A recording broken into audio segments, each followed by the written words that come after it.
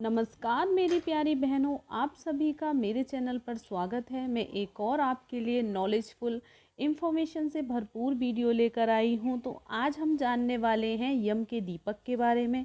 यम का दीपक कब जलाया जाता है, किस दिन जलाया जाता है और किस तरीके से जलाया जाता है, इन सभी बातों को हम आज इस वीडियो के माध्यम से जानने वाले हैं। तो वीडियो को आप अंत तक देखिएगा, ये वीडियो बहुत ही नॉलेजफुल होने वाली है। अगर आपको पसंद आए तो मेरे चैनल को ज़रूर सब्सक्राइब कर लें।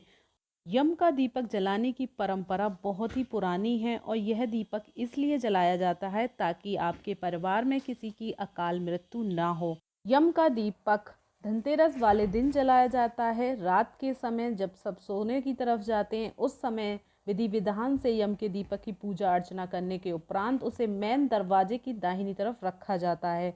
तो चलिए मैं आपको बताती हूँ कि यम की पूजा किस तरीके से करनी चाहिए, इस दीपक को कैसे प्रज्वलन करना चाहिए।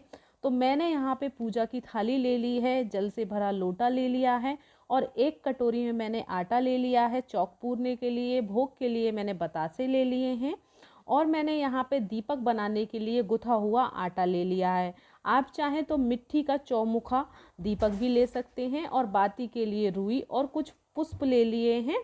और पूजा के लिए मैंने यहाँ पे रोली ली है और मैंने एक कौड़ी को लिया है। कौड़ी आपको अवश्य रखनी है, यम के दीपक में बहुत ही शुभ होती है। आपके परिवार में जितने सदस्य हों उतने सिक्के ले लें। और यहाँ पे मैंने अनाज ले लिया है, ये मैंने चावल को लिया है। आपके परिवार में एक टाइम का भोजन बन जाए उतने चावल या फिर गेहूं आप ले सकते हैं। तो मैंने यहाँ पे एक प्लेट में इनको रख लिया है। जिस स्थान पर आप यम के दीपक की पूजा करने वाले हों उसे अच्छे से साफ कर लें। हल्दी से या फिर गाय के गोबर से या फिर गीली मिट्टी से आप उसे लीप लें। यम के दीपक जलाने की परंपरा कब से शुरू हुई, इसका क्या महत्व है, तो चलिए मैं आपको एक कथा के माध्यम से बताती हूँ। एक बार यम ने दूतों से पूछा कि क्या तुम्हें किसी के प्राण लेते समय दया आती है। तो दूतों ने कहा, नहीं महाराज। जब महाराज ने उन्हें अभयदान का वरदान दिया तो कहा कि डरो नहीं, अब सच सच बताओ। तब दूतों ने कहा, महाराज हमारा दिल किसी के प्राण लेते समय वाकई डर गया था। तब दूतों ने बताया यम को कि हंस नाम का राजा शिकार खेलने के लिए शिकार करते करते दूसरे राज्य की सीमा में पहुंच गया था। उस राज्य के शासक ने, जिसका नाम हेमा था, राजा हंस का जोर शोर से स्वागत सत्कार किया। उसी दिन राजा हेमा की पत्नी ने पुत्र को जन्म दिया। ज्योतिषों ने नक्षत्र गणना करके राजा को बताया कि उसका पुत्र शादी के 4 दिन बाद मृत्यु को प्राप्त होगा। राजा के आदेश के अनुसार राजकुमार को यमुना के तट पर एक गुफा में रखा गया, जिससे कि ब्रह्मचर्य का पालन हो सके, वो किसी के स्त्री के नज़दीक ना आ सके और उसके प्राणों की रक्षा हो सके। हेमा ने यह आदेश दिया कि मेरे पुत्र पर किसी स्त्री की छाया नहीं पड़नी चाहिए, किंतु विधि का विधान तो अटिक होता है, होनी को कौन टाल सकता है। एक बार राजा हंस की पुत्री यमुना के तट पर उस गुफा में जा पहुंची और युवा राजकुमार को देखकर मोहित हो गई और दोनों ने ही गुफा में ही अंदर गंधर्व विवाह कर लिया, जिसके 4 दिन बाद राजकुमार की मृत्यु हो गई। दूतों ने कहा, महाराज ऐसी सुंदर जोड़ी हमने पहले कभी नहीं देखी थी और उस राजकुमारी का विलाप देखकर हमारी आंखों से आंसू निकल आए। तब दूतों ने उस यमराज से पूछा कि महाराज अकाल मृत्यु से बचने का कोई उपाय है। तब यमराज ने उत्तर देते हुए कहा कि धनतेरस वाले दिन पूजन करने से, दीपदान को विधि पूर्वक करने से अकाल मृत्यु से मुक्ति मिलती है। जिस घर में हर साल यम का दीपक जलाया जाता है उस घर में अकाल मृत्यु कभी भी किसी की नहीं होती। तो उसी समय से यम के दीपक को जलाने की परंपरा शुरू हो गई। हर साल हर घर में यम का दीपक जलाया जाता है, जिससे कि उनके परिवार के हर सदस्य को अकाल मृत्यु से मुक्ति मिल सके। तो चलिए मैंने यहाँ पे स्वास्तिक का चिन्ह बना लिया है। इसी तरीके से आपको यम के दीपक की पूजा करने वाले स्थान को लीप के और वहाँ पे स्वास्तिक का चिन्ह बना लेना है। अगर आपके पास चौकी हो तो आप चौकी पे भी चौक पूर के यम के दीपक की पूजा कर सकते हैं।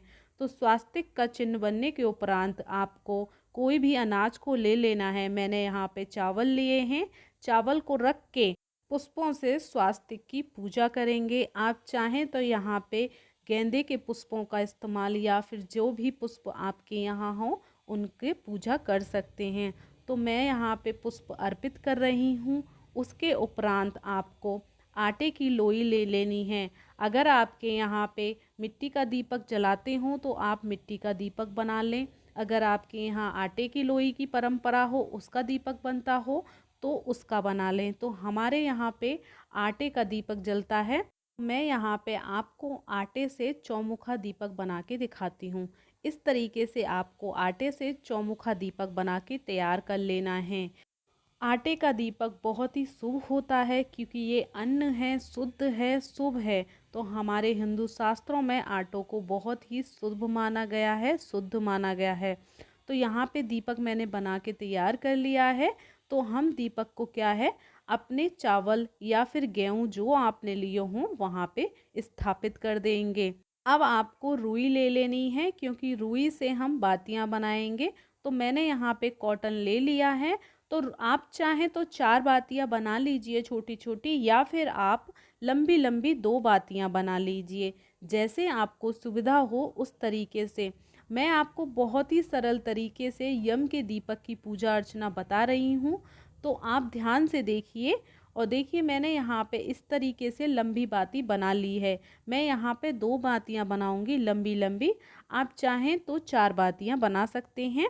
तो देखिए एक बाती हमारी बन चुकी है। इसी तरीके से आपको दूसरी बाती भी बना के तैयार कर लेनी है। तो दोनों बातियां बनके हमारी तैयार हैं। हमें इसको दीपक में लगा देना है। चारों मुखों पर दोनों बातियों के मुख लगा दें। और अब हम यहाँ पे सरसों का तेल लेंगे। तो सरसों का तेल बहुत ही शुभ होता है। आप चाहें तो तिली का तेल भी ले सकते हैं, उसे भी शास्त्रों में शुभ ही माना गया है। मैं यहाँ पे सरसों के तेल से यह दीपक जला रही हूँ। तो मैं बातियों को अच्छी तरीके से डुबो दूंगी ताकि दीपक अच्छे से प्रज्वलित हो सके। अगर आपको बातियां बनानी नहीं आती तो मार्केट में बहुत ही आसानी से बातियां बनी हुई मिलती हैं, आप वहां से भी खरीद के ला सकते हैं। तो दीपक में अब आपको एक कौड़ी लेनी है। अगर कौड़ी नहीं है तो आप मार्केट से खरीद लाएं, बहुत ही आसानी से मिल जाती है। और एक सिक्का अर्पित करना है। अब हम रोरी या कुमकुम लेके यम के दीपक को तिलक कर देंगे। तो इस तरीके से आप यम के दीपक की पूजा करें। उसके उपरांत कुछ पुष्प अर्पित करें और भोग में मिठाइयाँ, बतासे, आप किसी भी चीज़ का भोग लगा सकते हैं। तो मैं यहाँ पे बतासे से यम के दीपक का भोग लगा रही हूँ। तो इस तरीके से अब हम यहाँ पे दीपक को प्रज्वलित कर लेंगे। तो चारों मुखों को आपको प्रज्वलित कर लेना है। इस वाले दिन जब आप यम के दीपक की पूजा करें तो ये ध्यान रखें कि दीपक जलाने के उपरांत ही आपको यम के दीपक की पूजा करनी है। आज जब मैं वीडियो बना रही हूँ तो धनतेरस नहीं है, मैं ये आपको डेमो वीडियो शूट कर रही हूँ। तो आपको इस बात का ध्यान रखना है।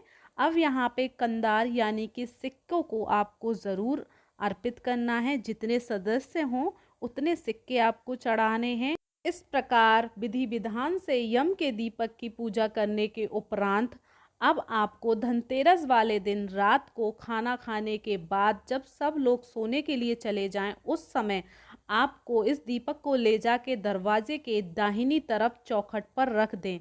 इस दीपक को घर के मेन गेट पर इसका मुख दक्षिण दिशा की ओर रखकर आप अंदर चले जाएं और आपको पलटकर पीछे नहीं देखना है। तो यह जानकारी आपको कैसी लगी मुझे कमेंट करके ज़रूर बताएं। और अभी तक आपने मेरी वीडियोस को लाइक नहीं किया तो मेरी वीडियोस को लाइक कर दें, मेरे चैनल को सब्सक्राइब कर दें और जो पास में घंटी वाली बेल आइकन है उसे भी प्रेस कर दें। तो thank you for watching, take care, bye bye.